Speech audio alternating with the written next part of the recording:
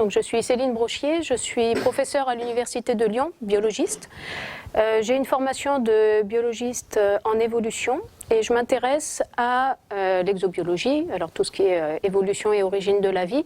Et plus principalement, je m'intéresse dans mes recherches à la période évolutive qui sépare l'euca, le dernier ancêtre commun à tous les êtres vivants, de l'émergence et la diversification des trois domaines du vivant, archées, bactéries et eucaryotes. Donc c'est une fenêtre de temps qui est ancienne, assez large, on n'a aucune idée de sa durée, mais donc voilà, l'essentiel de mes travaux porte là-dessus.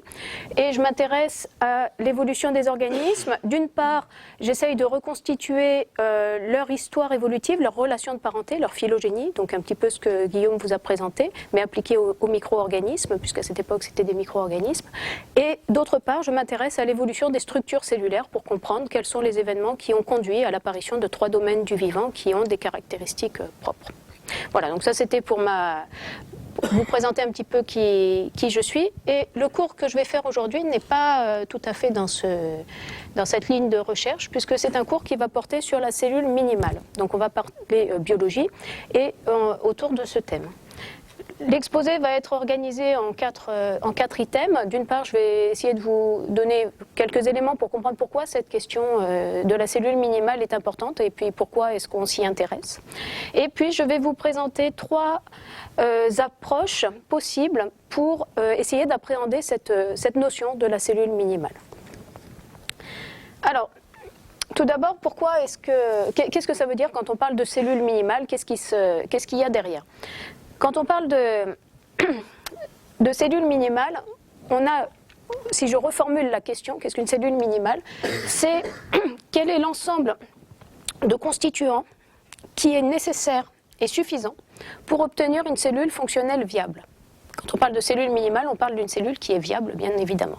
Donc on se pose la question, qu'est-ce qu'il me faut pour faire une cellule viable et qui soit minimale? Alors, pourquoi est-ce qu'on s'intéresse à cette question de la cellule minimale? Il y a plusieurs motivations. La première, ça peut être une motivation purement biologique, pour savoir comment fonctionne une cellule et qu'est-ce qu'est vraiment une cellule. Quand on voit une cellule actuelle, on a ce qu'on pense être une partie qui définit la cellule en tant que cellule, et puis on a tout un tas d'autres composants, structures, métabolismes qui vont donner l'identité à la cellule, mais qui ne sont pas qui ne constituent pas l'essence de la cellule. Donc, pour comprendre comment fonctionne une cellule, il faudrait savoir, quand on observe une cellule actuelle, quelles sont parmi tous ces constituants, toutes ces capacités, celles qui sont vraiment liées intrinsèquement au concept, à la notion de cellule. On peut avoir d'autres motivations, ça peut être des motivations industrielles, biotechnologiques, puisque vous l'avez, ça commence à diffuser dans la société, mais en sciences ça existe depuis plusieurs années. On a des techniques qui permettent de modifier les cellules. Même l'avenir sera de créer des cellules qui feront exactement ce pourquoi elles auront été conçues. Donc ça peut être pour réaliser des activités métaboliques particulières, pour produire des constituants, on peut utiliser des organismes, des micro-organismes pour dépolluer des sols, etc. Donc on a tout un tas d'applications qui font que on aimerait être capable de pouvoir utiliser des cellules pour faire des tâches qu'on aura planifiées à l'avance et pour ce faire, eh bien, on essaye de les constituer, de les fabriquer de toutes pièces. Donc c'est ce que j'appellerais des motivations biotechnologiques. Et puis on a aussi, comme on est dans un cours d'exobiologie, on a aussi des motivations exobiologiques évolutives. Le concept de cellule minimale est important pour comprendre comment a pu se faire l'émergence des premières cellules. Pour pouvoir comprendre comment ont émergé les premières cellules, il faut être capable de définir ce qu'est une cellule et ce qui constitue intrinsèquement la cellule. Donc on a, quelles que soient ces motivations, ce sont des communautés qui sont très différentes, mais qui se retrouvent autour de ce thème. Alors avant d'entrer dans, de vous présenter un petit peu comment on peut aborder ce problème du point de vue biologique et expérimental, je vais juste faire quelques rappels pour ceux d'entre eux. Les biologistes connaissent tout ça, mais pour ceux qui ne sont pas biologistes, ça peut être utile de faire quelques rappels. Donc, je vous rappelle que la cellule est définie l'unité d'organisation structurelle des systèmes vivants. Donc les organismes sont constitués de une ou plusieurs cellules et la cellule est constituée comme l'élément de base. Tous les êtres... Oui. Un virus, c'est un grand débat. Ça dépend de comment est-ce qu'on définit la vie. Mais ce qui est sûr, c'est que toutes les cellules sont vivantes. Ça, c'est sûr. La question des virus, on pourrait inviter différentes personnes et avoir un débat extrêmement intéressant et vif. Tout dépend de ce qu'on appelle un système vivant. Si le métabolisme définit la vie, comme je l'ai indiqué dans cette définition de la vie, il y en a plusieurs, alors les virus ne sont pas vivants. Ils sont presque vivants, ils ont presque tout, sauf le métabolisme. Mais bon, c'est un autre débat. Donc j'ai pris ici cette définition des caractéristiques du vivant. En fait, c'est un petit peu comme on vient de le souligner, notre petite discussion autour des virus, ce sont des caractéristiques du vivant, ce sont des caractéristiques du vivant dans le cadre cellulaire. Donc c'est un système qui est délimité sur le plan spatial, ça c'est important, on a une notion de compartimentation.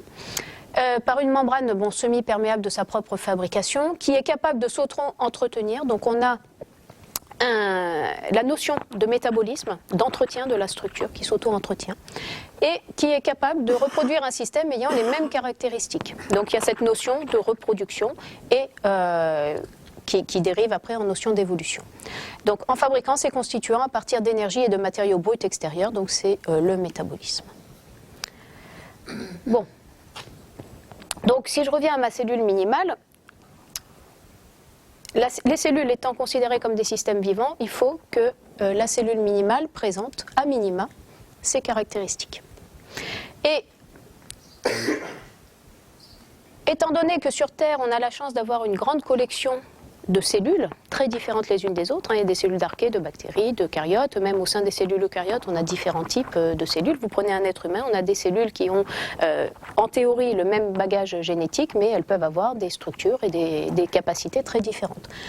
Donc, quand on va parler de la cellule minimale, il faut que ce qu'on va faire émerger recouvre l'ensemble des fonctions partagées par toutes les cellules actuelles. Alors, quels sont les points communs entre les cellules actuelles? Puisqu'elles sont extrêmement diverses.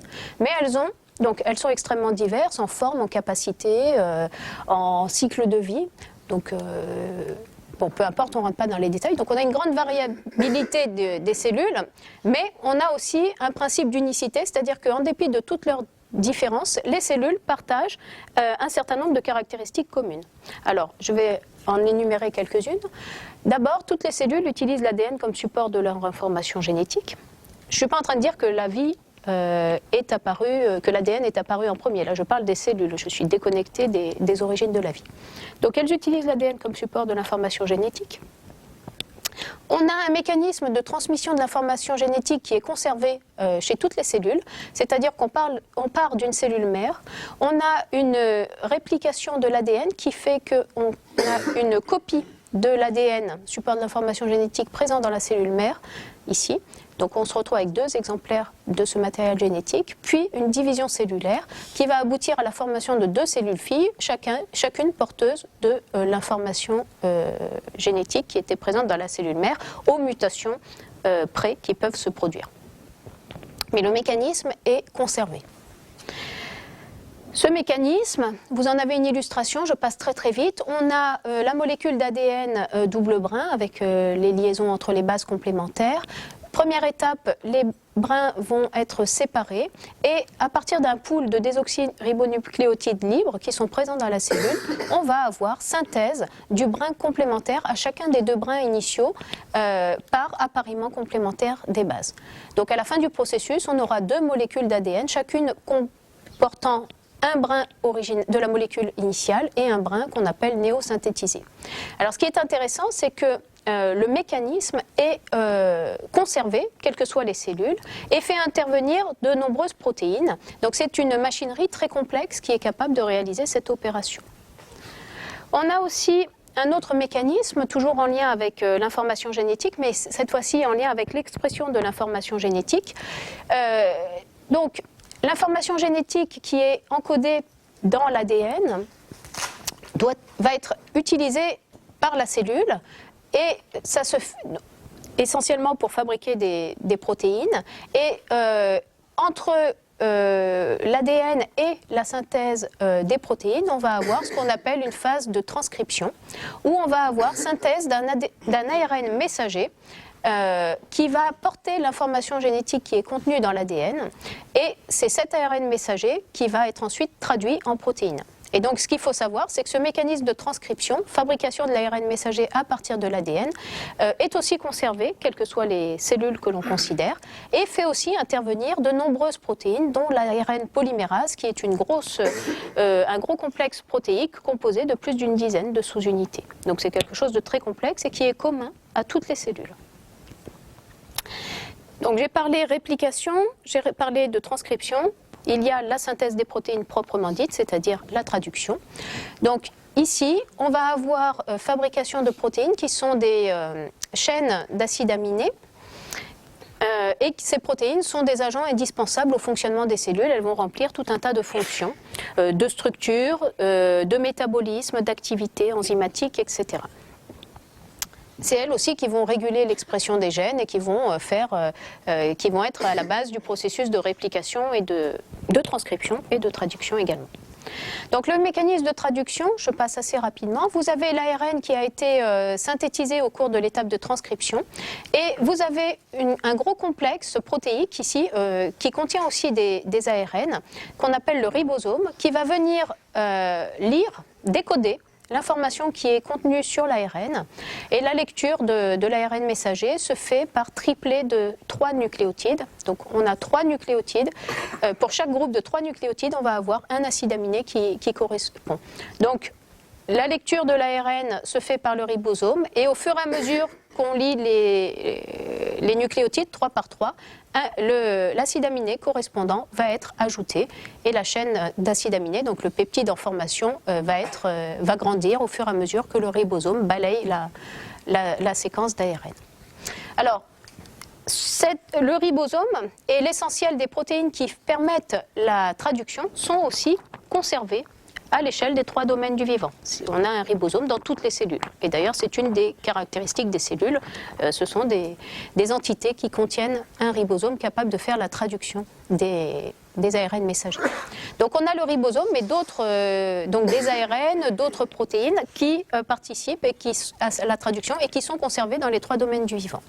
Donc là encore, c'est quelque chose qui est fort et qui unit, c'est un caractère qui unit toutes les cellules vivantes sur Terre actuellement. Il y a aussi autre chose qu'il ne faut pas oublier de mentionner, c'est que le code génétique, c'est-à-dire que la correspondance entre les triplets de nucléotides qu'on appelle des codons et les acides aminés est universelle. C'est pour ça qu'on peut exprimer un gène humain dans une bactérie, on peut exprimer un gène bactérien dans une levure, etc. Donc ce code génétique est universel. Il y a quelques exceptions, quelques petites différences qui peuvent exister chez certains organismes, mais ce sont des différences qui sont apparues secondairement. D'accord ? Ce sont des petites modifications a posteriori et qui sont très spécifiques de quelques organismes. Donc on peut dire que le code génétique est universel. Alors je vous ai dit que quand je vous ai parlé des cellules, on a parlé métabolisme et capacité à entretenir le système vivant. Donc effectivement, toutes les cellules ont un métabolisme et ont besoin, pour ce faire, d'énergie libre et de matériaux. Donc les réactions, en fait, toutes les réactions qui vont être réalisées au sein des cellules vont avoir besoin d'énergie qui va être puisée dans l'environnement. Ça peut être soit à partir de sources organiques, soit à partir de sources inorganiques comme la lumière ou de l'énergie chimique. Donc toutes les cellules ont besoin d'une source d'énergie pour entretenir leur métabolisme. Elles ont également besoin d'une source de carbone qui peut être, là encore une fois, organique ou alors inorganique. Et donc ces différences entre les sources d'énergie et de carbone définissent des catégories de métabolisme, mais on ne va pas rentrer dans les détails dans le cadre du cours aujourd'hui. En plus de cela, autre fait qui unit un trait d'union entre toutes les cellules vivantes, c'est que la plupart des petites molécules de base qui vont être utilisées par les cellules, donc ça va être l'ATP, les acides aminés, les nucléotides, les sucres. Ce sont des molécules qui sont utilisées par toutes les cellules. Donc toutes ces molécules sont utilisées par les cellules. Et donc elles utilisent les mêmes petites molécules organiques pour leurs activités. Alors, les sources de ces composants et de l'énergie, la façon dont ils vont être utilisés, incorporés, définissent ce que j'ai appelé le métabolisme. Et certains organismes, certaines cellules vont être capables de fabriquer certains de ces composants, en particulier les petits ici. Donc par exemple, certains organismes vont être capables de fabriquer des acides aminés, mais pas tous. Certains organismes ne sont pas capables de les synthétiser. Pareil pour les nucléotides ou les sucres. Donc en fait, ces petites molécules peuvent être fabriquées par certains organismes ou puisées dans l'environnement. Donc là, ce sont des différences entre organismes, même si tous utilisent ces molécules. Toutes les cellules sont délimitées spatialement, donc par une membrane qu'on appelle plasmique, qui agit comme une barrière sélective et qui va permettre du coup de définir un milieu interne et un milieu externe qui peuvent avoir des compositions et des équilibres très différents. Donc la fonction de la membrane plasmique, c'est d'agir comme une barrière. La présence de protéines dans ces membranes permet le transport, donc de transporter sélectivement certains composés. La membrane protège aussi la cellule, permet aussi via des protéines à la cellule de sentir son environnement et de communiquer avec son environnement. Et donc ces membranes sont constituées de protéines et de phospholipides. Alors ça c'est vrai pour toutes les cellules. Il existe des différences néanmoins entre archées d'une part et bactéries eucaryotes d'autre part sur la nature des phospholipides. Ce n'est pas les mêmes phospholipides, mais la membrane en elle-même existe chez toutes les cellules. Donc ça veut dire que les cellules ont besoin sont capables et ont besoin de fabriquer et de maintenir cette membrane protectrice. Donc les lipides, les protéines membranaires associées, les pores, etc. Donc tout ça, c'est aussi des caractéristiques typiques des cellules. Donc j'ai terminé mon panorama très rapide de ce qui est commun à toutes les cellules. Sachant qu'après, il y a une incroyable diversité, ça veut dire qu'elles vont présenter aussi une multitude de différences qui vont faire leur identité. Alors, je reviens à ma question de la cellule minimale. Et donc, vous vous rappelez, on définissait la cellule minimale comme étant une entité qui devrait présenter toutes les caractéristiques qui définissent une cellule. Donc, ce qu'on vient de balayer. Donc, ça, la cellule minimale, ça nous renvoie aux caractéristiques communes à toutes les cellules. Maintenant, quand on va essayer d'aborder le problème plus concrètement, une fois qu'on l'a défini, maintenant comment est-ce qu'on va traiter ce problème, comment est-ce qu'on va l'aborder? Eh bien, on a une dérive qui s'opère entre caractéristiques communes des cellules vers quelle information génétique. Et ça, c'est lié au fait que l'information génétique contient tout ce qui est nécessaire pour fabriquer une cellule. Puisque les cellules utilisent leur information génétique pour se maintenir et pour, entre guillemets, se reproduire, donc créer d'autres cellules. Et ça, c'est le programme génétique. Donc on a une dérive de caractéristiques communes des cellules à quelle information génétique. On reviendra sur ce glissement à la fin de l'exposé. Donc on peut reformuler la question initiale quand on glisse vers la notion d'information génétique de la façon suivante. Quel est le plus petit ensemble de gènes nécessaire et suffisant pour maintenir une forme de vie cellulaire moderne? Je dis moderne puisqu'on part de la définition des cellules, la définition est faite à partir de cellules modernes. On ne sait pas quelles étaient les premières cellules. Donc, quel est le plus petit ensemble de gènes? On réduit la question à combien de gènes? On réduit vraiment le problème. Et donc, tout l'objet de ce que je vais présenter par la suite, c'est d'essayer de voir combien de gènes sont nécessaires pour faire une cellule. Alors, première approche pour aborder la question, ça va être de regarder la diversité des cellules actuelles. Je vous ai dit tout à l'heure, il y a une incroyable diversité de cellules, en taille, en forme, en mode de vie, et elles ont aussi, toutes ces cellules ont un génome. Donc la première chose à faire, la première idée la plus intuitive, quand on parle de combien de gènes sont nécessaires et suffisants pour faire une cellule, c'est d'avoir des ordres de grandeur et de regarder ce qui existe dans la nature actuellement et de voir quelle est la taille des génomes des cellules.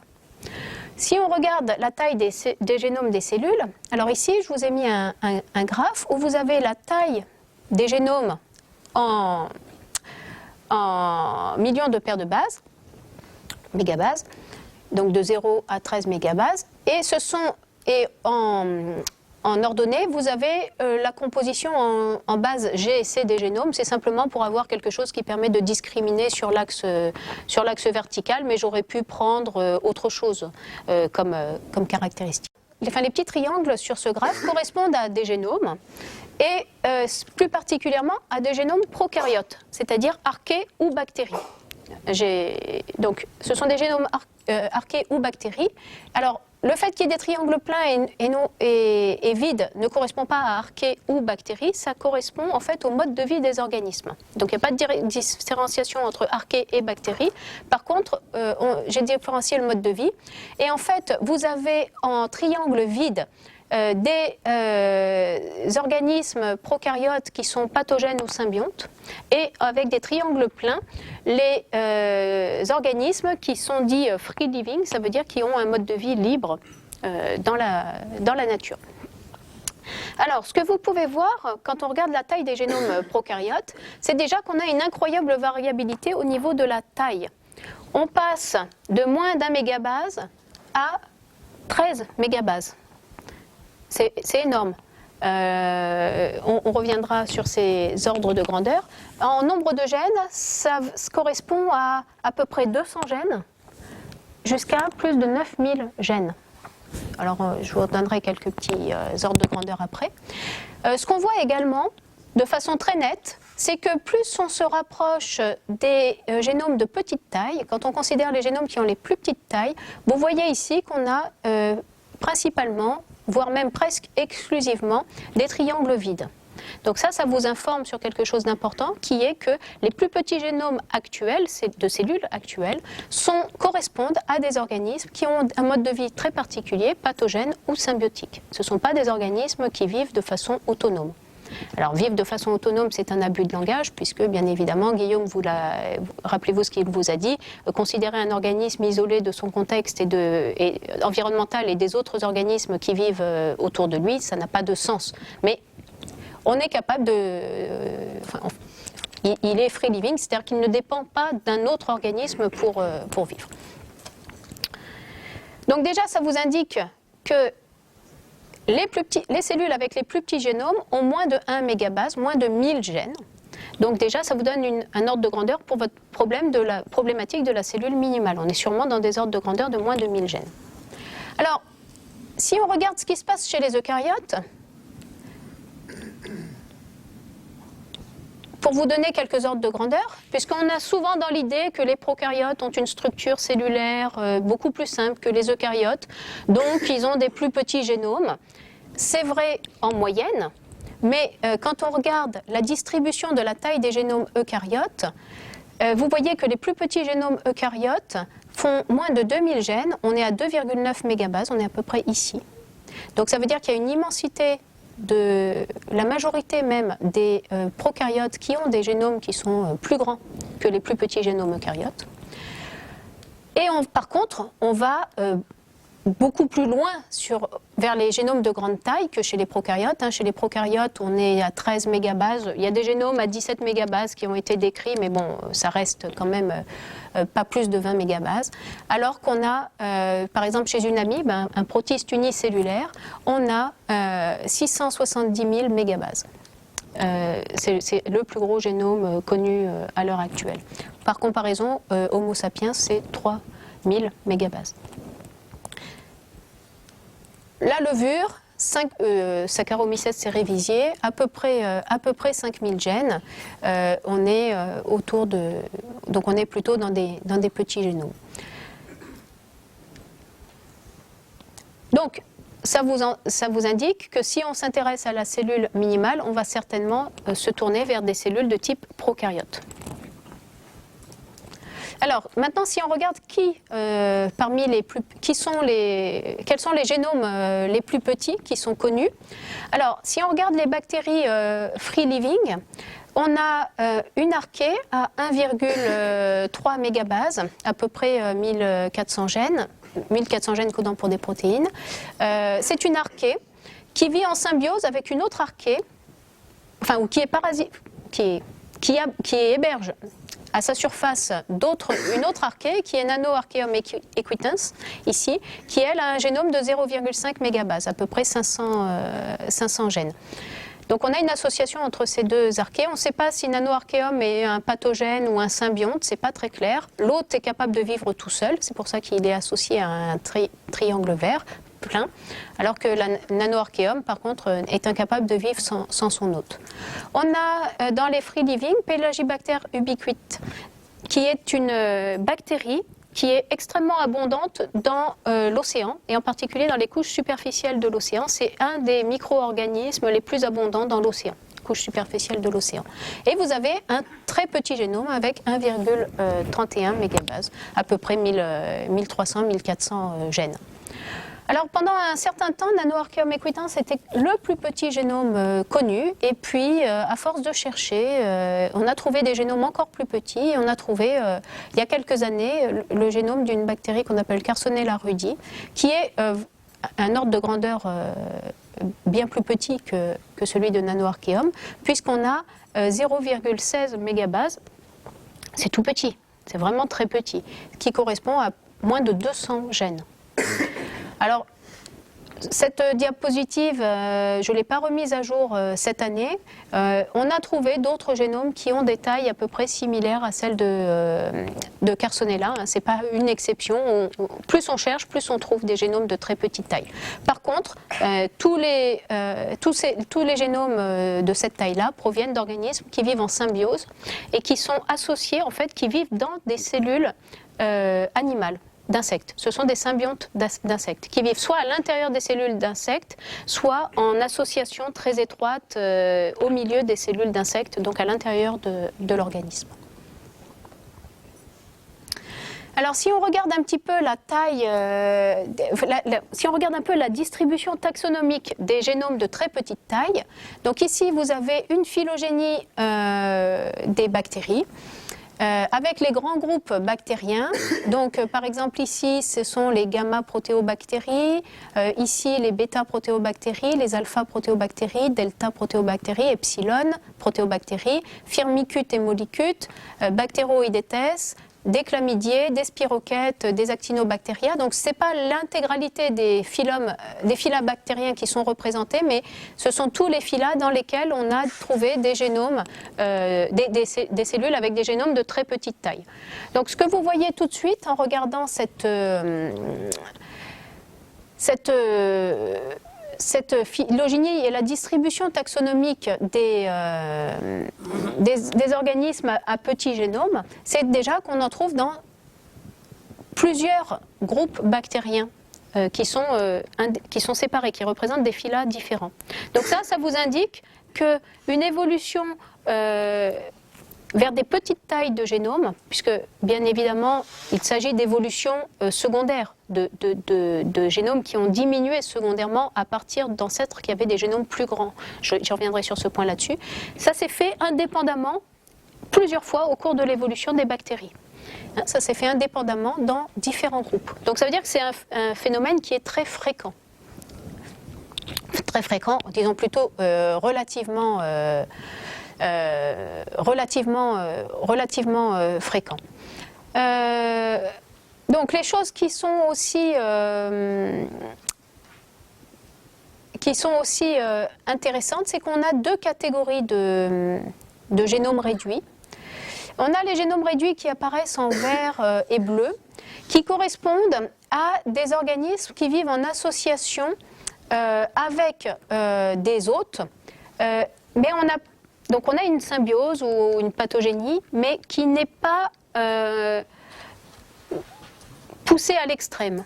Inversement, ceux qui apparaissent en rouge, ici en orange, pardon, correspondent à des organismes où vraiment là on a une association beaucoup plus poussée avec l'hôte, et en particulier c'est là que vous allez trouver tous les symbiontes d'insectes qui vivent dans les bactériomes, donc dans des structures spécifiques des insectes qui hébergent ces symbiontes. Ce qu'on observe, c'est que la réduction génomique dans le cas de ces symbiontes ici est beaucoup plus forte que dans le cas de ces symbiontes ou pathogènes ici. Donc ça semble suggérer qu'il y a deux stades dans la réduction génomique. On a un premier stade lorsqu'il y a une association avec un hôte. On a des génomes qui deviennent plus petits, qui perdent des gènes, mais qui peuvent rester dans cet état-là. Et puis parfois, on a une évolution encore plus poussée, une association encore plus étroite. Et là, ça se traduit par une perte de gènes encore plus forte. Donc des génomes encore plus réduits. Alors voici, donc toujours issu de la même publication, non, d'une autre publication, mais du même groupe, vous avez représenté des génomes qui étaient, donc, que vous pouvez retrouver ici, à l'échelle. Donc vous voyez par exemple Carsonella rudi avec un tout petit génome, celui-ci Candidatus hodgkinia, qui est même encore plus petit que Carsonella, celui-ci aussi. Donc des génomes qui appartiennent à cette catégorie de génomes extrêmement réduits par rapport à un génome de référence, Mycoplasma genitalium, qui était un génome d'une bactérie qui est pathogène de caryotes, mais qui n'est pas dans ces associations extrêmes. Donc pendant très longtemps, Mycoplasma genitalium a été le plus petit génome connu. Et puis, quand on s'est mis à explorer la diversité bactérienne, et en particulier les associations symbiotiques, c'est là qu'on a découvert ces bactéries avec des génomes encore plus réduits. Et vous voyez que si Mycoplasma genitalium était un génome extrême, considéré comme extrêmement réduit, vous voyez qu'on a franchi un gap supplémentaire. Alors, je vous ai dit, j'ai commencé à vous le dire, mais je vais quand même vous le démontrer, enfin, vous montrer comment est-ce qu'on a abouti à cette idée. Je vous ai dit, ce sont des génomes qui ont subi une évolution réductive, à partir d'ancêtres qui avaient des génomes plus grands. Comment est-ce qu'on peut voir ça? Eh bien, tout simplement par des approches de phylogénie. Par exemple, ici vous avez le groupe des Buchnera qui sont des symbiontes d'insectes. Weigel-Vorsia, un proche parent, est aussi un symbionte d'insectes. Et ces bactéries sont des proches parents de bactéries, d'autres bactéries comme Escherichia coli que vous connaissez, que nous possédons tous dans notre tube digestif. Donc, si on est capable de reconstituer la phylogénie des organismes, on retrouve leur relation de parenté, ce qui nous donne le cadre évolutif. Ensuite, ce qu'on peut faire, c'est comparer les gènes qui sont présents dans les génomes de ces organismes et de voir si il y a eu des pertes au cours de l'évolution ou des acquisitions. Il peut y avoir des acquisitions par transfert de gènes. Eh bien, si on fait ça, donc ici vous avez la taille des génomes de Buchnera et de Weigel-Vorsia, la taille des génomes de leurs proches parents. Les études concluent qu'il y a eu une infection, que les Buchnera dérivent d'un ancêtre qui a infecté un insecte il y a à peu près 200 millions d'années, que l'ancêtre avait de 1800 à 2500 gènes. Donc tout ça, c'est déduit par la comparaison du contenu en gènes qui est présent dans les génomes. Et on peut suivre l'évolution du contenu en gènes tout au long de la diversification des Buchnera. Et le modèle qui est sous-jacent, c'est qu'on a eu des pertes de fragments d'ADN. Bon, c'est normal s'il y a eu une évolution réductive, mais que cette diminution de la taille des génomes ne s'est pas faite de façon linéaire. On a eu très tôt, suite à l'association, des pertes massives de gènes, de fragments génomiques, et puis après ça s'est stabilisé et le rythme des pertes s'est ralenti, s'est stabilisé. Cette réduction génomique, donc, cette réduction génomique a pu s'accompagner aussi d'acquisition de gènes, mais moins forte que les pertes. Et on a 1% des gènes que l'on trouve dans ces Buchnera qui sont absents de leurs proches parents, ce qui suggère malgré tout quelques acquisitions. Mais le taux de perte de gènes est bien supérieur aux acquisitions. En général, les processus de réduction génomique s'accompagnent d'un changement de composition en base dans les génomes, une augmentation en base A et T au détriment des bases C et G, mais il y a des exceptions. Et ce qu'on a mis en évidence aussi, en regardant le contenu en gènes de ces Buchnera, c'est que bien qu'il y ait une perte, que la tendance soit à la perte, il y a eu moins, je vous ai dit, des gains, peut-être par des transferts de gènes, mais il y a eu aussi des duplications de gènes, donc qui conduisent à des gains de gènes, et en particulier pour tout ce qui est synthèse des acides aminés. Et ça s'explique très bien de par la relation qu'il y a entre Buchnera et l'hôte, où les symbiontes vont fournir des acides aminés essentiels à l'hôte. Donc dans ce cas-là, à cause du mode de vie, on a eu malgré tout une amplification des duplications de certains gènes qui ont permis d'amplifier des fonctions qui participent aux échanges symbiotiques avec l'hôte. Alors si on compare maintenant les génomes des symbiontes ou des parasites bactériens, si on compare trois souches de Buchnera, donc peu importe les noms, c'est une étude qui a été publiée il y a déjà pas mal de temps, les auteurs avaient trouvé 462 gènes en commun.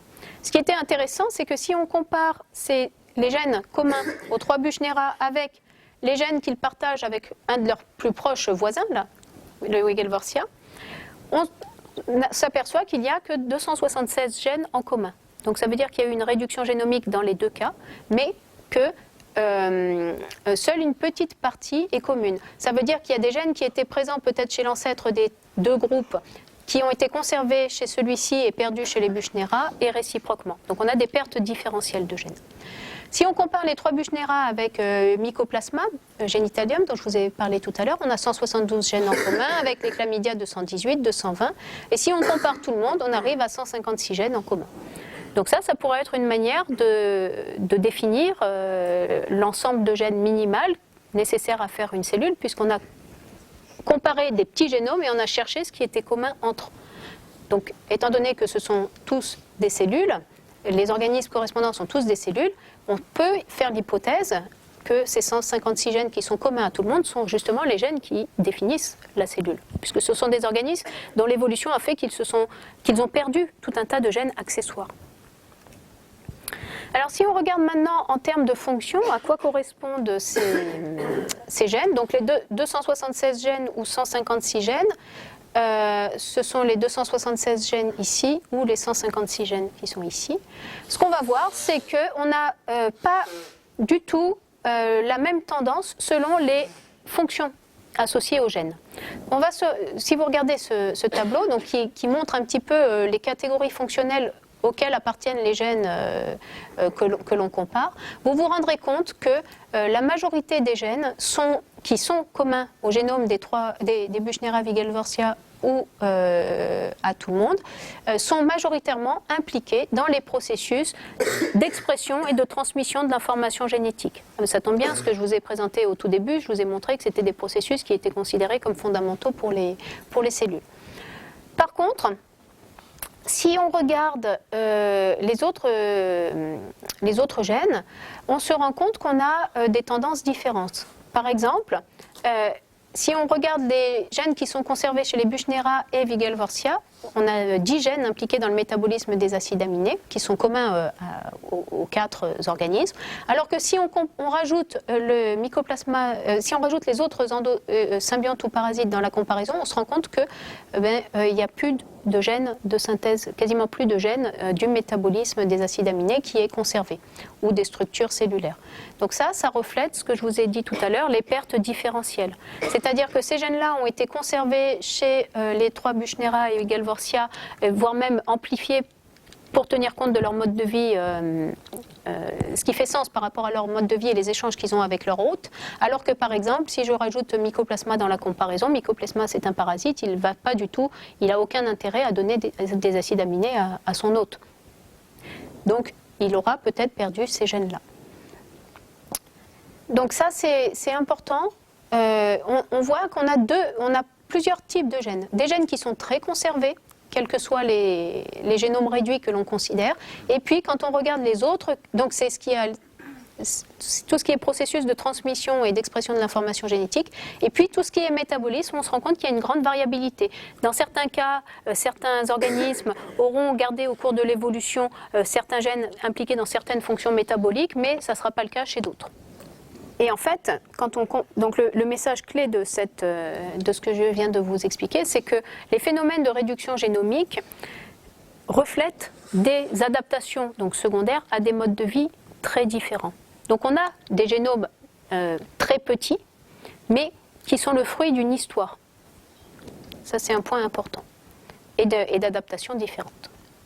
Alors, comment se passent les processus de réduction génomique? Je vais passer relativement vite. Donc, on a un génome d'une bactérie ou d'une archée libre. Et les génomes bactériens sont très plastiques. On a des gènes qui apparaissent au cours de l'évolution et on a des gènes qui sont perdus au cours de l'évolution. Ça fait partie du processus normal d'évolution des génomes. Néanmoins, au cours du temps, on a une stabilité de la taille des génomes bactériens relative, puisque vous avez vu que vous aviez quand même des tailles de génomes bactériens, même pour des bactéries qui sont dites libres, qui sont assez conséquents, mais ça reste modéré. Et ça, c'est lié au fait que les gains compensent à peu près les pertes en termes de flux. Et puis arrive un changement de mode de vie qui va conduire soit à une association symbiotique, soit à du parasitisme. Et là, on observe une réduction assez rapide du génome par perte de fragments pouvant être parfois de grande taille, de fragments d'ADN. Donc on a des pertes qui sont beaucoup plus importantes et surtout on a beaucoup moins de gains. On a beaucoup moins de gains parce qu'en général, les symbiontes ou les parasites vont se retrouver isolés. Donc ils vont être en interaction étroite avec leur hôte, mais isolés des autres communautés microbiennes. Donc tout ce qui pourrait être transfert de gènes, par exemple, le flux va se réduire. Et par contre, les pertes vont du coup... les pressions de sélection changent. Et donc si on perd des gènes, si l'organisme perd des gènes qui ne lui servent plus dans son nouvel environnement, ça ne sera pas contre-sélectionné. Donc le taux de perte va s'accentuer. Et puis si l'association symbiotique se poursuit, devient plus poussée, on passe ce palier dont je vous ai parlé, où on va avoir une réduction encore plus forte de la taille des génomes. Et c'est ainsi qu'on passe des génomes qui font de la taille de 500 à 600 gènes à des génomes qui vont faire 200, 300 gènes. Et donc là, c'est lié à l'association symbiotique qui devient plus étroite. Et puis, ça peut encore se poursuivre. Et donc, ce phénomène de réduction génomique et d'association de plus en plus étroite va être fonction donc, du type d'association et puis du temps qu'auront passé les organismes en association. Ça demande quand même du temps, ce n'est pas un processus qui est instantané. Et donc on peut arriver au génome extrêmement réduit. Donc ici vous avez Mycoplasma genitalium par exemple. Vous avez ici les Buchnera, Weigelvorsia, et puis ici Querconella dont je vous ai parlé tout à l'heure. Alors, j'attire votre attention, je vais nuancer un petit peu tout ce que j'ai dit, parce que si vous prenez ce que je vous ai dit, on va dire les génomes minimaux, on en a dans la nature, c'est 180 gènes, 150 gènes, etc. Alors, c'est vrai que ce sont des cellules qui possèdent ce matériel génétique, mais il y a un point qui est fondamental, c'est que ces organismes ne sont pas des organismes qui sont viables s'ils sont tout seuls. Ils sont en association avec un hôte et dans le cas des symbiontes d'insectes, en général, on n'a pas un symbionte, mais plusieurs symbiontes qui coexistent dans le même hôte. Et donc, il va y avoir des échanges entre les partenaires. Et par exemple ici, vous avez un exemple où vous avez dans H. cubana ou C. eucalypti, donc des hôtes, plusieurs symbiontes qui cohabitent. Donc ici, Carsonella et un symbionte S, Carsonella et un autre symbionte S. Et là, vous avez des voies de biosynthèse d'acides aminés qui sont essentielles. Donc le tryptophane, l'arginine. Et on regarde quels sont les gènes ou quels symbiontes participent à la fabrication, par exemple, du tryptophane. Eh bien, vous allez voir que Carsonella, par exemple, est capable de faire les 2 premières étapes de la voie de biosynthèse du tryptophane, mais que le symbionte S, ici, lui n'est pas capable de les faire, mais que Carsonella n'est pas capable de faire la fin de la voie de biosynthèse du tryptophane, alors que l'autre symbionte en est capable. Donc, individuellement, aucun des deux n'est capable de synthétiser du tryptophane, qui est un acide aminé essentiel pour eux et pour leur hôte, mais collectivement, ils sont capables de le faire. Donc, ça vous dit quoi? Ça vous dit que le tryptophane est indispensable pour ces symbiontes, mais que pourtant leur matériel génétique ne leur permet pas de le fabriquer. Ils ne peuvent pas l'avoir de par leur hôte. Donc en fait, ici on a un génome de petite taille, ici on a un génome de petite taille, mais finalement les deux sont requis pour avoir un système biologiquement viable. Et ça, c'est très important. On le retrouve aussi, par exemple, ici pour la voie de l'arginine, où le symbionte S est capable de la faire en entier, mais Carsonella n'est pas capable de le faire en entier. Donc là, il y a peut-être quelque chose qui se passe. Dans ce C. eucalypti, par contre, dans H. cubana, le Carsonella est capable de faire tout le métabolisme de l'arginine, alors que le symbionte S n'est pas capable.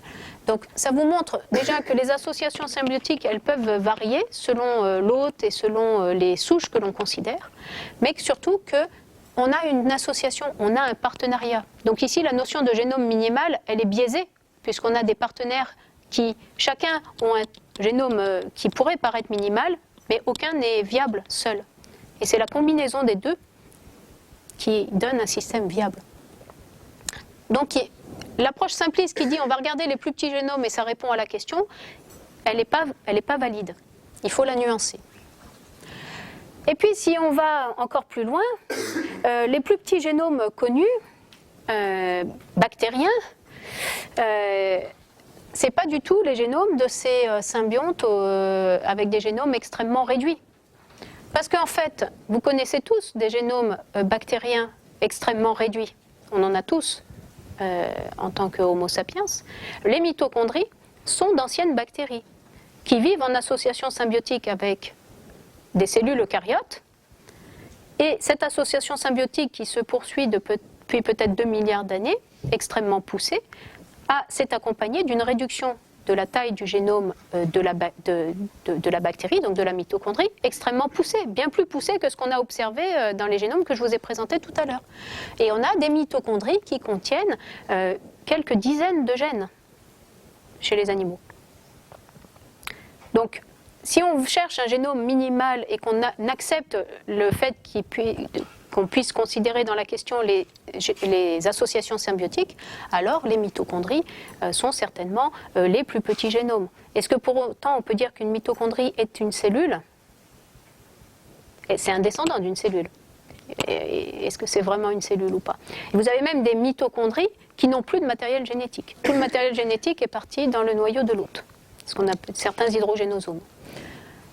Donc, quand on regarde les plus petits génomes qui sont présents dans la nature, on se retrouve confronté à ce problème-là.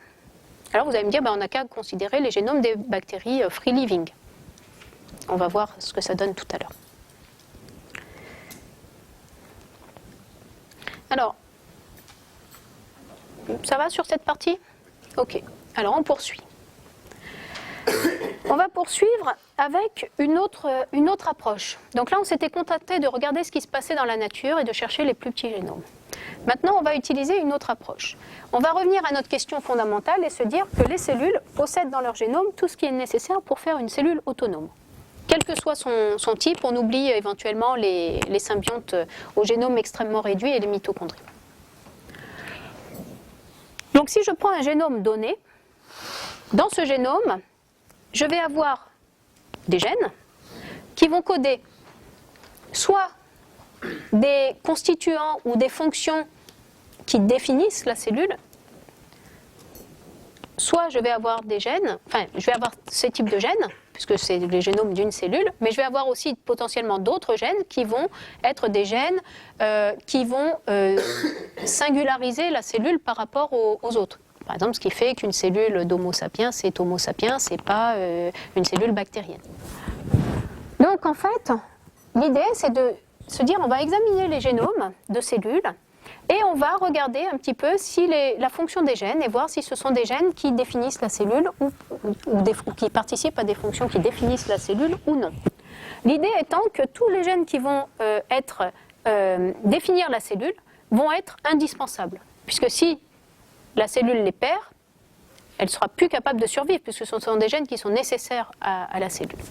Donc on va se dire, je vais examiner les génomes et chercher pour des gènes, je vais regarder la fonction des gènes, et je vais essayer de catégoriser mes gènes en gènes indispensables qui devraient définir la cellule. En tout cas, c'est dans cette catégorie de gènes que les gènes qui définissent la cellule doivent se trouver.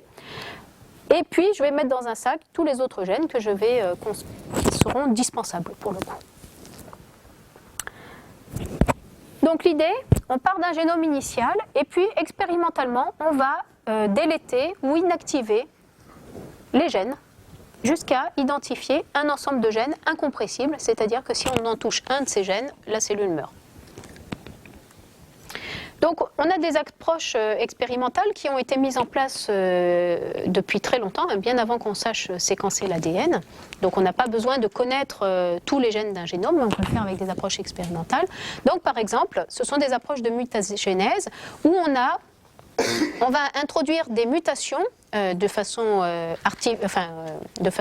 expérimentale sur des souches bactériennes, et puis on va faire pousser les souches qui ont été traitées, on va les faire croître sur des boîtes de pétri. Donc ici, vous avez avant mutagénèse. Donc on a nos souches sur cette boîte. On va faire une image, on va transplanter ces souches. On va prendre ces souches, on va les transplanter sur une autre boîte et on applique la mutagénèse et on va voir les endroits où il y a croissance, où on avait des souches, par exemple ici, qu'on retrouve ici, ça veut dire que malgré la mutagénèse, les souches ont poussé, donc ça n'a pas touché des gènes vitaux. Par contre ici, vous voyez que vous aviez des souches dans la boîte initiale qui n'ont pas poussé suite au traitement, qui veut dire que le traitement a touché des gènes vitaux. Donc on va avoir trois types de phénotypes. Létal, pas de croissance, ça veut dire qu'on a touché un gène indispensable. Ralentissement de la croissance, ça veut dire que c'est des gènes qui ne sont pas forcément complètement indispensables, mais quand même la cellule ne se porte pas très bien quand on les touche. Et puis des gènes qui, quand on les touche, ne s'accompagnent pas d'un changement phénotypique au niveau de la croissance, et donc on va les considérer comme non indispensables. Alors, ça c'est la théorie. Maintenant, en pratique, il va falloir choisir les souches sur lesquelles on va travailler. Donc, quel organisme modèle choisir? Alors, bien évidemment, vous vous doutez qu'on ne va pas partir sur des cellules humaines pour faire ce type d'expérience, parce qu'on a un génome de très grande taille, donc ça serait coûteux d'essayer d'inactiver tous les gènes. En plus, on a beaucoup de régions qui ne codent pas pour des protéines. Or, on cherche des gènes qui vont coder pour des protéines qui définissent la cellule. Donc, on oublie le modèle humain. Et bien sûr, on va s'orienter vers des modèles bactériens qui ont des génomes de petite taille. Ce sont des organismes aussi de petite taille, donc on peut avoir des milliers de colonies dans un espace réduit. On ne va pas faire ça sur des chaînes, par exemple. Ils sont simples à manipuler, et puis on a de la génétique qui est possible depuis des années.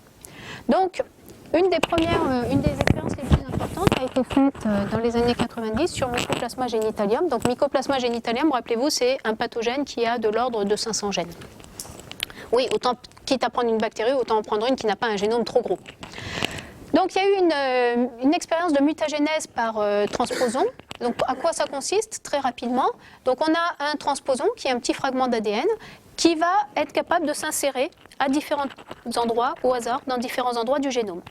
Donc, comme on va faire une manipulation de telle sorte, on va concevoir une manip de telle sorte qu'on n'ait qu'un seul transposon qui s'insère par cellule, par génome, mais comme on a beaucoup de cellules et que l'insertion est aléatoire, eh bien, on peut couvrir l'essentiel du génome par cette approche-là. Donc, quand le transposon s'insère dans l'ADN, si le gène si c'est dans un gène et que le gène est exprimé, donc on va avoir un ARN messager qui va être produit, et puis il va y avoir traduction, fabrication d'une protéine. La protéine, à cause de l'insertion du transposon qui casse, enfin qui disrupte l'ARN messager, va aboutir à la formation d'une protéine anormale. Et si la protéine est indispensable, eh bien la souche qui a reçu ce transposon à cet endroit-là ne pourra pas pousser. Et s'il s'agit d'un gène indispensable, eh bien on aura une croissance normale. Quels sont les résultats de cette expérience? On se rend compte qu'on a donc, on a une réponse très, très variable. Alors, premier point, déjà, tous les gènes de mycoplasma qui avaient un génome de petite taille ne sont pas indispensables. Donc, ça veut dire qu'on a réussi à inactiver un certain nombre de gènes sans qu'il y ait aucun problème avec ça. À peu près un tiers des gènes ont pu être inactivés. Ensuite, ce qu'on voit aussi, donc ici vous avez les fonctions cellulaires associées aux différents gènes, on se rend compte que la proportion de gènes indispensables ou dispensables associés à chaque catégorie fonctionnelle est très différente. On retrouve par exemple tout ce qui est processus d'expression et de transmission de l'information génétique, traduction, transcription, réplication. Vous vous rendez compte que vous avez beaucoup en fréquence. Vous avez beaucoup de gènes qui apparaissent en orange. Ça veut dire que l'essentiel des gènes impliqués dans ces fonctions-là sont indispensables. Vous avez des processus cellulaires, production d'énergie, transport, métabolisme des lipides pour lesquels l'essentiel des gènes sont indispensables. Par contre, en nombre, vous voyez que ça peut représenter peu de gènes. Par exemple, ce qui est métabolisme des lipides, ils sont quasiment tous indispensables, mais ça ne représente pas beaucoup de gènes. Par contre, pour la traduction, quasiment tous sont indispensables et ça représente beaucoup de gènes.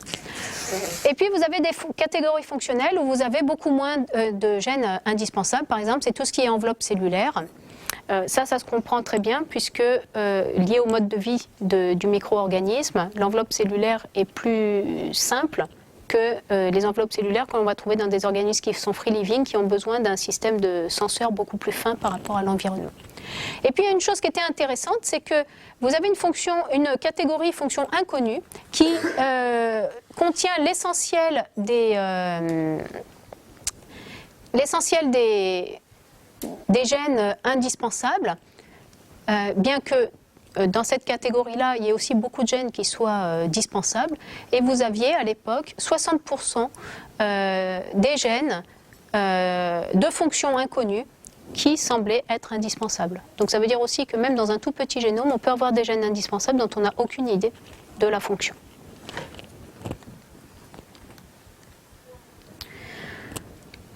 Donc, en conclusion, à peu près un tiers, alors je vous ai dit un tiers, selon si on regarde les phénotypes de croissance ralentie ou pas, mais si on est très strict, c'est un tiers, ça peut aller jusqu'à la moitié des gènes contenus dans ce génome, qui fait à peu près 500 gènes, seraient non essentiels. Donc ça veut dire que même si c'est un génome très petit, il y a beaucoup de gènes qui sont dispensables. Alors je nuance tout de suite, nous sommes en laboratoire, nous ne sommes pas du tout dans un cas humain, et on est donc dans un environnement extrêmement biaisé. Donc, première chose aussi, deuxième message à retenir, l'ensemble de gènes indispensables qu'on définit pour un organisme, ça dépend fortement du milieu dans lequel on se place. Donc ça, c'est un point extrêmement important. Autre expérience différente, chez une bactérie différente, Staphylococcus aureus. Donc Mycoplasma, c'est un firmicute. Staphylococcus aureus, c'est un firmicute aussi, mais qui est un lointain parent de Mycoplasma, qui a un génome beaucoup plus gros. Donc ici, on est dans un cas d'une bactérie qui est pathogène, mais qui a un génome relativement gros, 2600 gènes à peu près. Une expérience en laboratoire a été conduite qui n'utilise pas les transposons, mais qui utilisent l'inactivation des gènes. Donc ici, l'inactivation va se faire au niveau de l'étape de transcription. Donc ça va bloquer la traduction. Alors que dans le cas des transposons, on avait une fabrication d'une protéine qui était anormale. Donc ici, qu'est-ce qu'on fait? On va fabriquer des petits ARN antisens qui vont être capables de venir se coller de façon complémentaire sur les ARN messagers et ceci va envoyer un signal à la cellule qui va entraîner la dégradation des ARN messagers et empêcher et bloquer le ribosome qui ne pourra pas se fixer. Donc on n'a pas du tout de traduction dans ce moment-là. Donc même chose, on fait cette opération, on calibre l'expérience pour qu'il y ait en moyenne un gène inactivé par cellule et on regarde si on a croissance ou pas croissance. Pardon ? C'est des petits ARN antisens, oui, qui vont activer comme les petits siRNA. Conclusion de l'expérience. 658 gènes sur les 2600 induisent un phénotype létal et seraient donc indispensables. Donc ça représente à peu près 25% du génome. Donc ça veut dire une grosse quantité de gènes dans ce génome, mais qui étaient plus gros, sont dispensables. Alors ce qui est intéressant, c'est que dans cette étude, les auteurs ont comparé leurs résultats. Donc ils ont 658 gènes indispensables et ils ont regardé, si je compare avec Mycoplasma genitalium, combien parmi mes 658 gènes indispensables sont présents chez Mycoplasma? Le résultat est le suivant. On a 168 gènes sur 558 qui sont indispensables chez Staphylococcus et présents chez Mycoplasma genitalium. Et quand on regarde l'intersection, quand on regarde les fonctions de ces 168 gènes, eh bien on va retrouver, comme ce qui se dessine depuis toutes les expériences que je vous présente, qu'une majorité de ces gènes va concerner tout ce qui est processus informationnel. On a des gènes du métabolisme intermédiaire, de l'enveloppe et des processus cellulaires, mais vous voyez que c'est tout ce qui est système informationnel qui est le cœur des gènes qui sont conservés entre Staphylococcus aureus et Mycoplasma genitalium dans les 558 gènes identifiés comme indispensables chez Staphylococcus.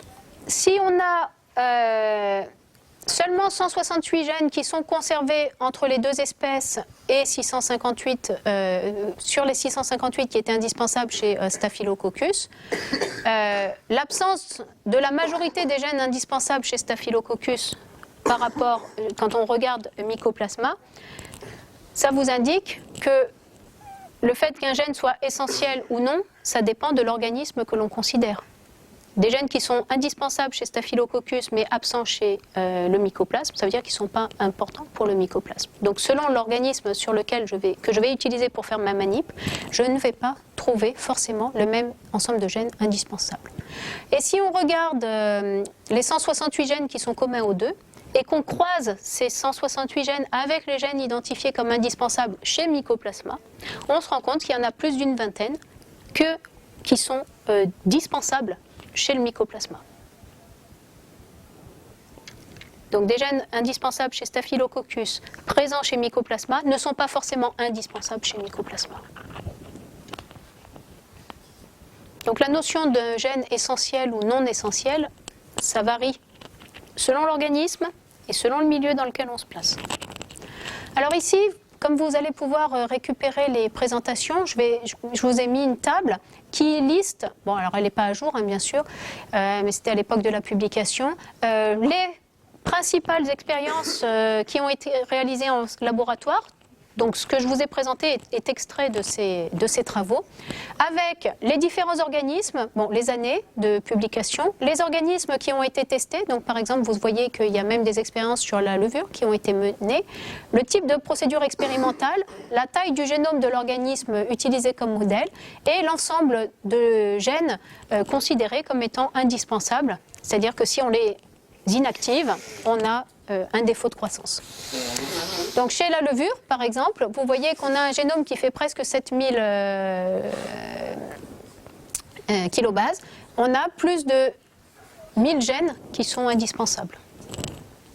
Et vous verrez aussi que pour un même organisme, vous pouvez avoir des ensembles de gènes qui sont différents. Ça veut dire que la technique joue aussi un rôle. Alors, je fais un petit résumé de ce que je vous ai dit en vous présentant les limites de ces approches. Donc, je viens de vous dire que pour un même organisme, vous regarderez dans cette table-là, selon les approches expérimentales, la procédure expérimentale que l'on utilise, on peut avoir des résultats différents. Parce qu'effectivement, il y a des biais qui sont liés aux différentes approches que l'on peut utiliser. Par exemple, quand on a utilisé les transposons, rappelez-vous, ici on insère un petit transposon dans un gène, le gène peut être transcrit et traduit.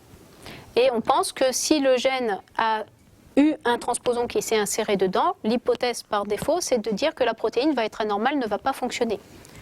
Mais ça, c'est peut-être vrai en général, c'est pas vrai tout le temps. On peut très bien imaginer que le transposon s'insère dans le gène, mais ne va pas avoir va causer une protéine qui sera anormale, mais que la protéine est malgré tout fonctionnelle. Ça ne veut pas dire qu'elle n'est pas fonctionnelle.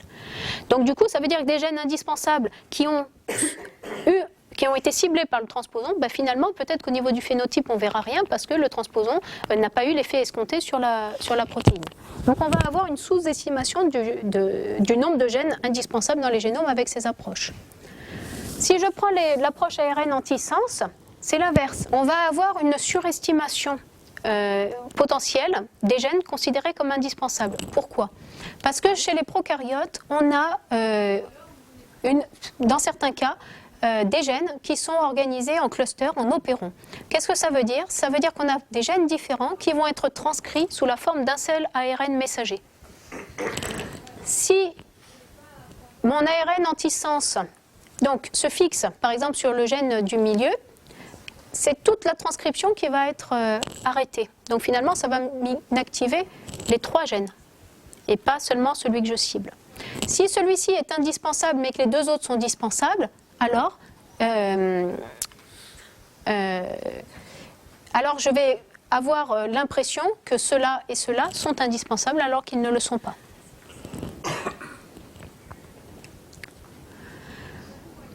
Autre limite, cette fois-ci qui ne sont pas techniques mais conceptuelles, on a dit que le fait qu'on identifie des gènes comme dispensables ou indispensables va dépendre du contexte génomique. Et en particulier, on peut avoir ce qu'on appelle des paralogues dans les génomes. Des paralogues sont des gènes, on en a parlé un petit peu hier, qui résultent d'un événement de duplication. Donc on a un gène qui se retrouve présent en 2 copies suite à un événement de duplication. Qu'est-ce qui va se passer dans ce cas-là? Eh bien, imaginons que j'ai 2 copies du gène ici, qui remplissent une fonction proche. Si j'inactive celui-là, eh bien peut-être que celui-ci va pouvoir prendre le relais. Donc je vais dire, celui-ci n'est pas indispensable. Inversement, si j'inactive celui-ci, peut-être que celui-ci va prendre le relais. Donc je vais dire, celui-ci n'est pas indispensable. Parce qu'il y a un double qui prend le relais. Mais en fait, la fonction, elle, est indispensable. Mais je ne peux pas le voir si je les mute un par un. On a aussi le cas des inactivations mutuellement exclusives. Par exemple, ici, on a 2 gènes qui sont indispensables pour la biosynthèse des désoxyribonucléotides, NRDA et NRD. NRDA est exprimé chez coli en croissance anaérobie, NRD en croissance aérobie. Si je me mets en croissance aérobie, je vais pouvoir inactiver NRDA. Donc ça dépend de mon protocole expérimental. Si je me mets en condition de croissance anaérobie, je peux inactiver NRDD. Donc je vais considérer que l'un ou l'autre peut être indispensable selon les conditions dans lesquelles je me place, alors que le problème c'est que je ne peux pas me passer des 2. Donc c'est ça qu'on appelle l'inactivation mutuellement exclusive. Donc chaque gène est non essentiel individuellement, mais la fonction l'est, ce qui fait que je ne peux pas enlever les 2. Et ça, c'est très difficile avec les approches qu'on a mis en pratique, puisqu'on essaye d'inactiver les gènes un par un. On ne peut pas tester toutes les combinaisons de gènes 2 à 2, 3 par 3, 4 par 4. Et puis on a des inactivations inclusives. Par exemple, vous avez des systèmes de toxines-antitoxines. Le gène REL-E, par exemple, produit une toxine et REL-B produit une antitoxine. Si j'inactive le gène qui produit la toxine, je vais avoir croissance, pas de problème. Donc gène dispensable. Si j'inactive celui-ci, je vais avoir pas de croissance, puisque j'ai la toxine, je n'ai pas le gène d'antitoxine. Et si j'enlève les 2, j'ai une croissance. Donc là encore, on a des combinaisons de gènes très subtiles qui font qu'on estime mal le fait qu'un gène est essentiel ou non. Et ça, le gros problème, c'est que même avec tous les progrès qui ont été réalisés dans les approches expérimentales, il est impossible de tester expérimentalement l'ensemble des combinaisons de 2 gènes ou plus. Donc, on est très limité. En fait, on a une approche très simpliste. On prend un gène et on regarde ce qui se passe. Alors, je vous passe tous les problèmes qui sont liés au phénotype un peu ambigu. Par exemple, si je mute un gène et que la bactérie met 6 semaines à pousser au lieu de 24 heures, comment je vais le tester? Il y a aussi des limites de ce type-là. Donc, une approche qui était finalement très simple et élégante sur le papier se révèle difficile à mettre en place et assez difficile à interpréter. Donc, pour conclure sur les approches expérimentales, l'ensemble de gènes essentiels qu'on peut définir par des approches expérimentales est spécifique d'un organisme, ça c'est très important. On l'a vu quand on a comparé les gènes indispensables chez Mycoplasma et chez Staphylococcus. Et surtout, c'est associé à des conditions environnementales fixées. Aérobie, anaérobie, avec tel ou tel acide aminé, donc il y a vraiment une grosse variabilité. Et puis, il ne faut pas oublier que ce sont des expériences qui sont réalisées en laboratoire, c'est-à-dire dans un environnement idéal. Vous avez des chercheurs qui soignent leurs bactéries du mieux possible, leur donnent tout ce qu'il faut. On est dans des conditions extrêmement contrôlées, extrêmement favorables, qui n'existent pas du tout en conditions environnementales. Tous les nutriments sont fournis, il n'y a pas de stress. Donc, ce qui est sûr, c'est que les gènes qu'on va identifier comme étant essentiels dans ce contexte ne reflètent pas, c'est pas l'ensemble des gènes qui sont essentiels pour la bactérie dans son environnement normal.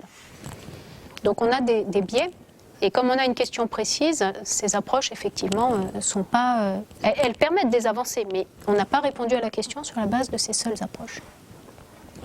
Alors pour finir, je vais simplement présenter le 3e volet.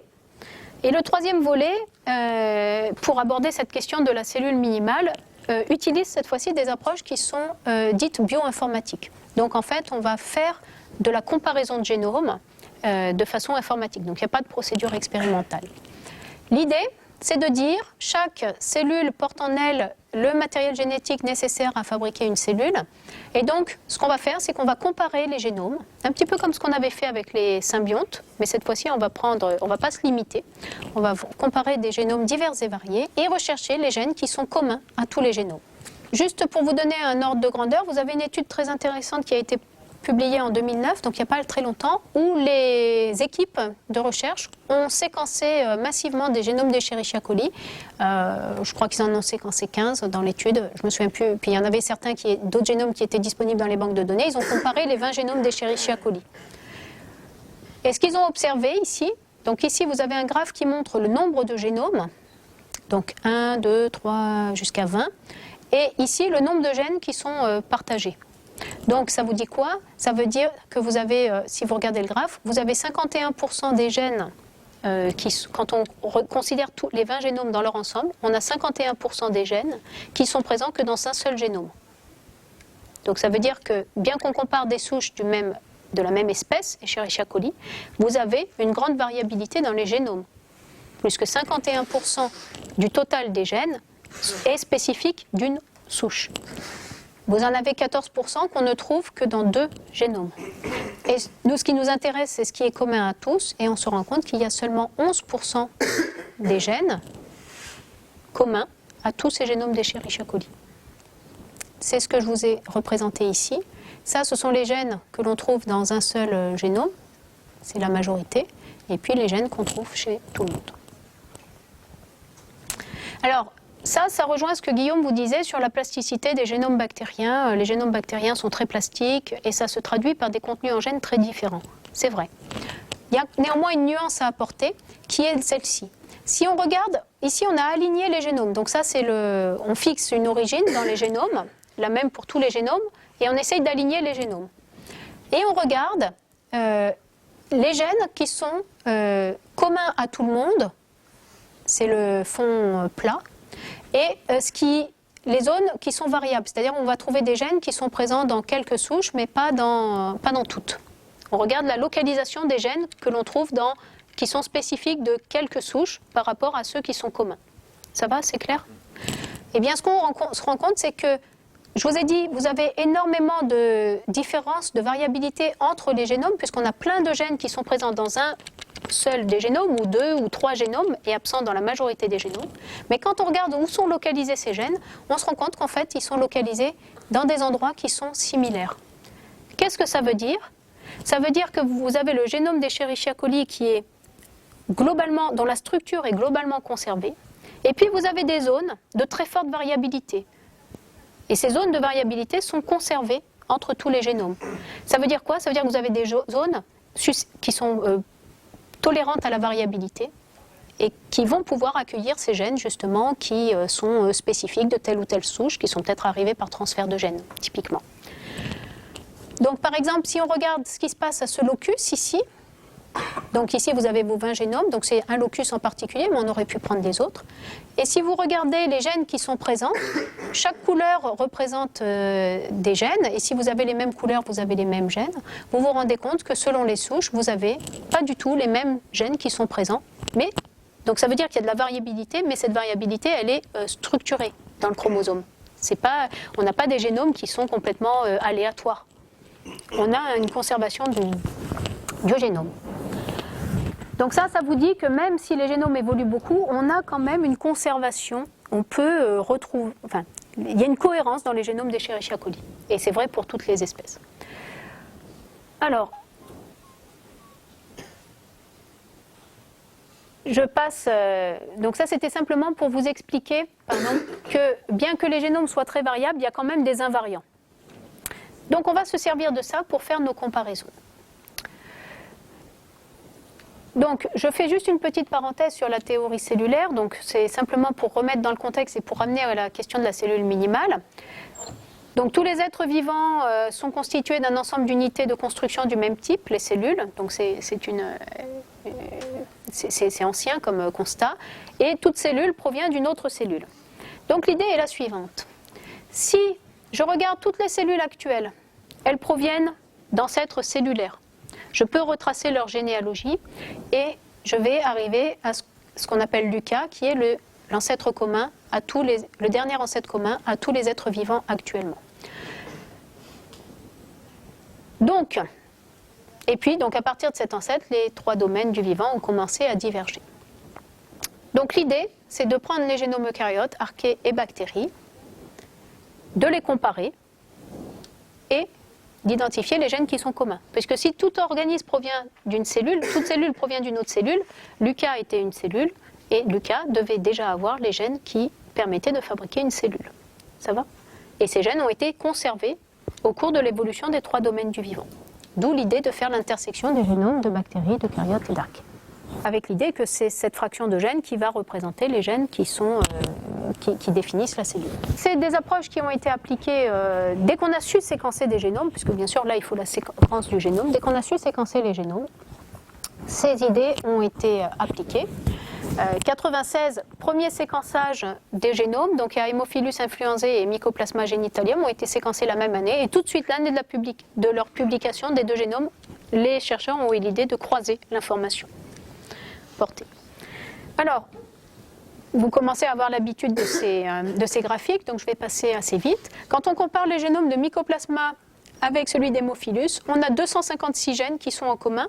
Rappelez-vous, on a de l'ordre de 500 gènes chez Mycoplasma genitalium et on a 1700 gènes chez Haemophilus. Quand on regarde les gènes qui sont présents chez Genitalium et conservés chez Influenzae, c'est ce qui est en orange, vous vous rendez compte qu'on retrouve encore une fois une forte surreprésentation des gènes impliqués dans les processus de transmission et d'expression d'informations génétiques, traduction, transcription, réplication et métabolisme central. Et puis vous avez d'autres catégories de gènes qui sont largement sous-représentés dans ces 256 gènes qui sont en commun.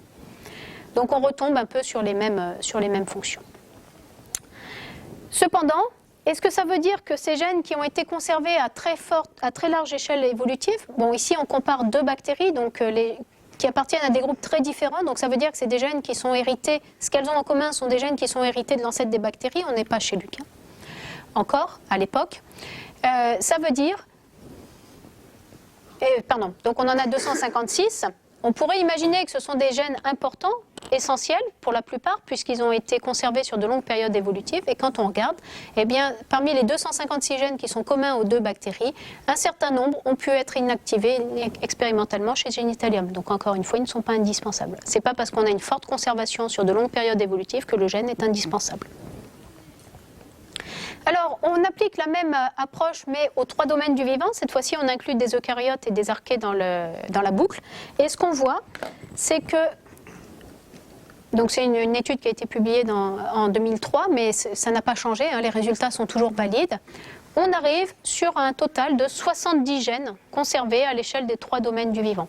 70 gènes, c'est très très petit.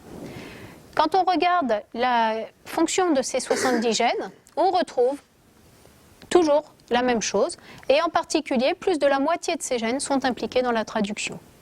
Donc ça veut dire ce qui était présent chez Lucas, conservé au cours de l'évolution dans les 3 domaines du vivant, c'est essentiellement les gènes de la traduction, ceux de la transcription aussi, quelques gènes de la réplication-réparation, et le métabolisme, presque rien.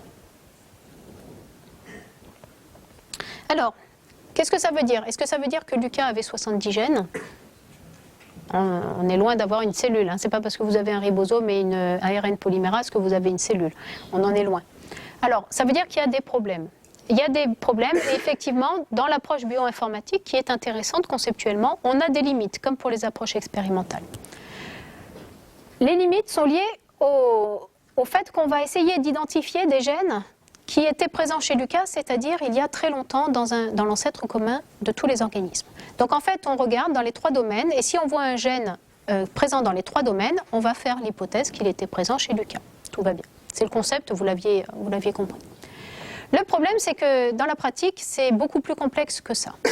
Tout d'abord, on peut avoir des gènes qui étaient présents chez Lucas, mais qui ont tellement évolué qu'on n'est plus capable de se rendre compte que ce sont les mêmes gènes en fait. Ils sont devenus trop différents. Donc en fait, quand je vais comparer mes génomes d'archées, de bactéries et d'eucaryotes, je vais voir ce gène orange, ce gène rouge, ce gène violet, et je vais dire, ben voilà, c'est des gènes différents, donc j'ai pas de raison ce sont des gènes qui sont spécifiques de chacun des 3 domaines. Alors qu'en fait, il s'agit de gènes qui descendent du cas, mais simplement ils ont trop évolué, on n'est plus capable, avec nos méthodes bioinformatiques, de retrouver leur ascendance commune. On peut aussi avoir des pertes de gènes. On a vu tout à l'heure, quand je vous ai parlé de l'évolution des génomes prokaryotes, qu'il y a toujours des pertes de gènes qui se produisent, qui peuvent être compensées par l'arrivée de nouveaux gènes.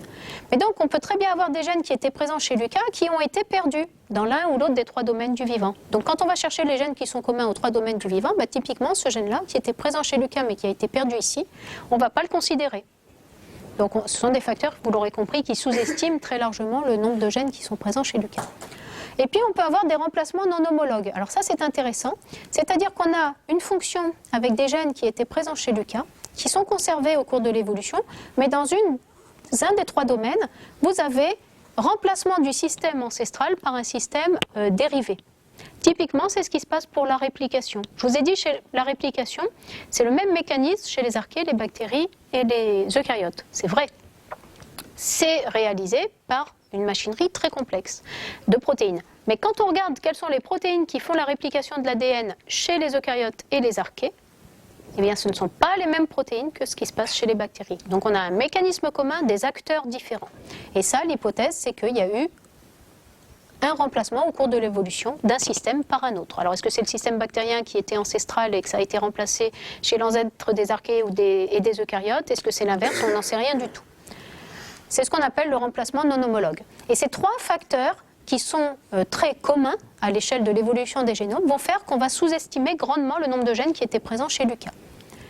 Alors après, on peut avoir des facteurs de surestimation. C'est lié au transfert de gènes. Par exemple, ici, vous avez un gène qui était présent chez l'ancêtre de ces 2 domaines et qui a été transféré chez un ancêtre du 3e domaine. On retrouve le gène qui est présent chez tout le monde. On va dire qu'il était présent chez Lucas alors qu'en fait, il ne l'était pas. Donc finalement, les choses sont un petit peu plus conservées, un peu plus complexes que prévu. Alors, il a été proposé, pour aller au-delà de ce répertoire de 70 gènes qui ne répond pas... Enfin, voilà, bon, c'est un constat. C'est déjà beaucoup d'imaginer qu'il y a 70 gènes qui ont été conservés tout au long de l'évolution depuis Lucas. C'est énorme. Mais on peut peut-être affiner un peu plus. Donc d'autres études ont été menées et en cherchant cette fois-ci non pas les gènes qui sont présents dans tous les génomes, ça et ça, pour passer outre ces facteurs limitants, les approches qu'on utilise maintenant, c'est de regarder les fonctions qui sont conservées. Et si on regarde les fonctions, c'est une étude ancienne, depuis il y a eu des choses plus fines qui ont été faites, on a plus de 300 gènes. Donc si on regarde les fonctions et qu'ensuite on regarde quels sont les gènes qui remplissent ces fonctions, en prenant une solution bactérienne ou archéeucaryote selon les cas, par exemple pour la réplication, on va augmenter le répertoire de gènes qu'on suppose être présents chez Lucas, et les premières études donnaient de l'ordre de 320 gènes. Si on regarde un petit peu les fonctions de ces 320 gènes, on se rend compte qu'on commence à avoir quelque chose qui est beaucoup plus cohérent avec une cellule. On est au-dessus des plus petits génomes connus. Et en particulier, on va avoir un petit peu de métabolisme qui apparaît.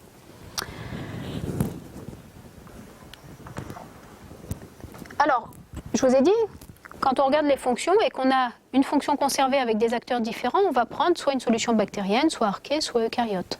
Donc ça veut dire qu'on va avoir des solutions différentes pour la cellule minimale selon qu'on prend des solutions bactériennes, archées ou eucaryotes. Donc le problème de la question de la cellule minimale, déjà, vous l'aviez déjà compris précédemment, mais on a plusieurs solutions. Aussi avec les approches bioinformatiques. Des estimations plus fines avec des modèles plus complexes et plus réalistes arrivent à plus de 1000 gènes. Donc à l'heure actuelle, les études les plus récentes postulent que chez Lucas, on avait de l'ordre de 1000 gènes, à minima.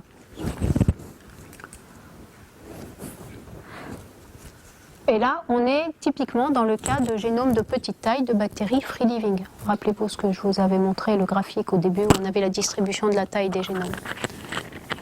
Et on retrouve des fonctions essentielles aux cellules.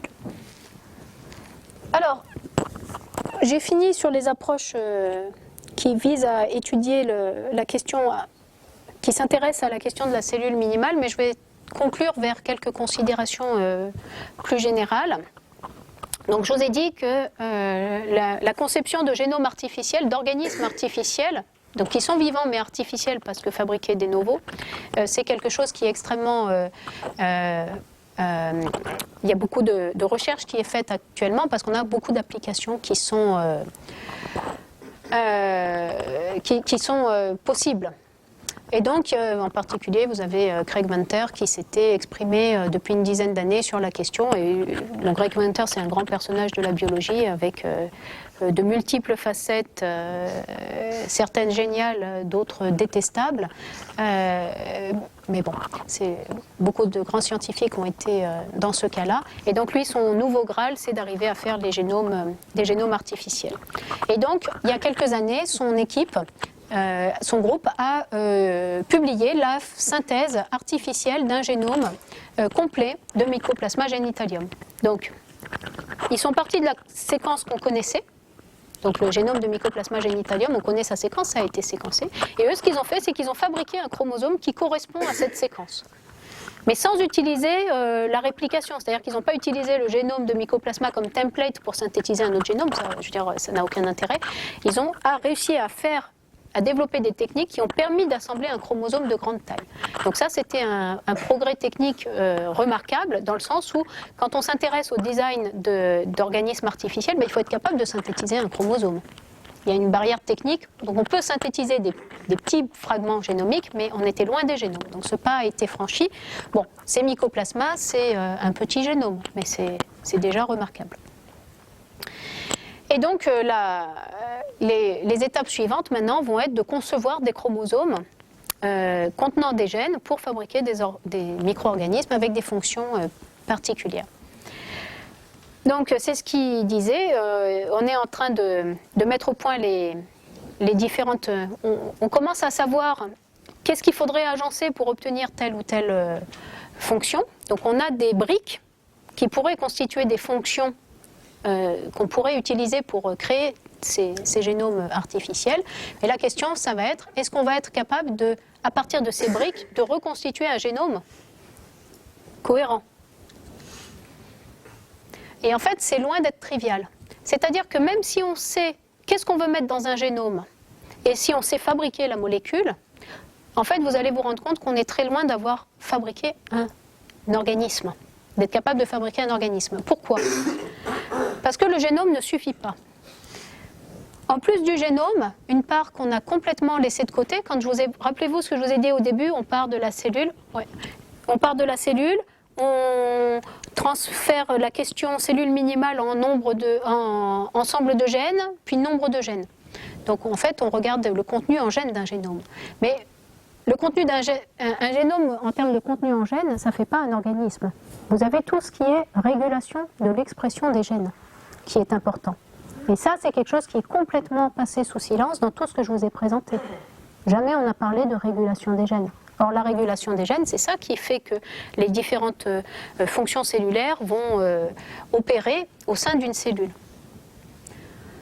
Et puis à partir du transcriptome, même si on était capable de concevoir des systèmes de régulation très fins des gènes et cohérents, ça ne veut pas dire qu'il y a encore une étape pour avoir des activités cellulaires, c'est qu'il faut passer des ARN aux protéines, et là aussi il y a de la régulation qui se fait à ce niveau. Ce n'est pas parce que vous avez des ARN dans une cellule que vous aurez les protéines correspondantes. Il y a toute une régulation ici qui se fait, qui intègre l'expression des ARN, des gènes, donc fabrication des ARN, dégradation aussi des ARN qui participent à la régulation, synthèse des protéines, dégradation des protéines, et ça c'est des choses qu'on est absolument incapable de prendre en compte à l'heure actuelle, parce qu'on ne les comprend pas encore bien du point de vue biologique. Et puis après, être capable, à partir des protéines, de concevoir les interactions et de modéliser et de coder les interactions que devront avoir les protéines pour assurer leur fonction, on en est encore loin. Donc même si on a des idées, on va dire il faudrait mettre ci, il faudrait mettre ça, il faudrait mettre ça. C'est un peu comme un pâtissier qui aurait des ingrédients. C'est pas parce que vous avez des ingrédients cohérents que vous allez faire le gâteau du siècle. Donc, gérer les interactions entre les protéines et puis la coordination des différentes voies métaboliques les unes avec les autres. Donc on est encore dans un niveau de complexité. Et il y a encore d'autres étapes avant d'arriver à une cellule. Donc pour l'instant, on en est là. Le chemin est encore long. Et donc finalement, toutes les approches que je vous ai présentées sont des approches extrêmement simplistes par rapport à la question qu'on s'est posée de la cellule minimale. Donc j'ai terminé sur le design des génomes artificiels, mais c'est un peu ça aussi. Si on voulait faire une cellule minimale, il faudrait tester que ce qu'on dit, ce qu'on propose fonctionne. Donc il y a ça qui, même quand on s'intéresse au génome minimal d'un point de vue exobiologique, il y a tout ce chemin à faire et on en est extrêmement loin. Alors, je ne veux pas détruire mon exposé sur cette note très négative, mais simplement d'une question simple, cellule minimale, vous vous rendez compte qu'on arrive à quelque chose d'extrêmement complexe. Et donc pour conclure, toutes ces approches qu'on développe à l'heure actuelle, ça permet d'identifier des gènes potentiellement définissant une cellule minimale, mais ça reste des constructions purement théoriques. Tant qu'on n'aura pas prouvé que ce qu'on propose fonctionne, ça restera des constructions théoriques. Bon, vous vous êtes rendu compte que c'était un problème très complexe, qui a des solutions multiples. Donc quand on parle de la problématique de la cellule minimale, c'est une mauvaise façon de poser le problème. Ce sont des cellules minimales. Et pourquoi? Parce que les solutions qu'on va inférer sont multiples, qui vont dépendre des organismes considérés comme modèles. Est-ce que je veux faire une cellule minimale bactérienne, eucaryote, d'un photosynthétique, d'un hétérotrophe? Selon ce que je vais avoir des ensembles des solutions très différentes selon ce que je considère. L'environnement aussi dans lequel on se place pour concevoir notre cellule va aussi jouer. Et ça j'aimerais rappeler sur ce point fondamental, et Guillaume vous en a parlé un petit peu. Un organisme hors de son environnement, ça n'a pas de sens. Il y a une interaction entre les deux qui font que on ne peut pas considérer l'organisme hors de son environnement. Et puis, donc aussi du type de cellules considérées, bon ça je l'ai déjà dit. À partir des génomes actuels, on infère qu'on pourrait avoir des cellules minimales, des solutions avec un ensemble de 300 à 1000 gènes, en comparant les génomes avec les différentes approches, que ce soit expérimentale, comparaison de génomes actuels ou approche bioinformatique. Mais ça reste très petit par rapport au génome actuel. Donc je vous ai dit, 1000 gènes, c'est cohérent par rapport à ce qui existe dans la nature, mais c'est quand même très petit. Alors, est-ce que une bactérie avec 1000 gènes qu'on considérait comme minimale, est-ce que c'est viable ou pas? Ben, ça dépend de tout ce qui est là. Il faut se rappeler aussi que quand on parle de génome et de cellules, on parle d'entités qui ont une évolution et une histoire qui a duré des millions, des milliards d'années. Et donc, quand on regarde les génomes actuels, ils sont le fruit d'une évolution. Et donc, les solutions, quand on part de l'existant pour aborder la question de la cellule minimale, on est tributaire de cette évolution. La problématique est très différente si on s'intéresse à l'ingénierie, où là, on va pouvoir essayer d'assembler des parts de génomes, de gènes, qui existent dans différents organismes et d'essayer de les mettre en place les uns avec les autres. Donc, même si les deux aspects exobiologiques ou biologiques s'intéressent à la cellule minimale, tout comme les aspects biotechnologiques, on n'a pas du tout les mêmes finalités et on n'a pas du tout la même approche de la question. Ici, vous avez une approche historique. Ici, vous avez une approche complètement transversale et synthétique où on fabrique à partir de rien. Mais une cellule, c'est un élément qui a une histoire. Donc, quand on parle de cellule minimale, il y a ce processus historique qu'il faut prendre en compte. Voilà, je vous remercie.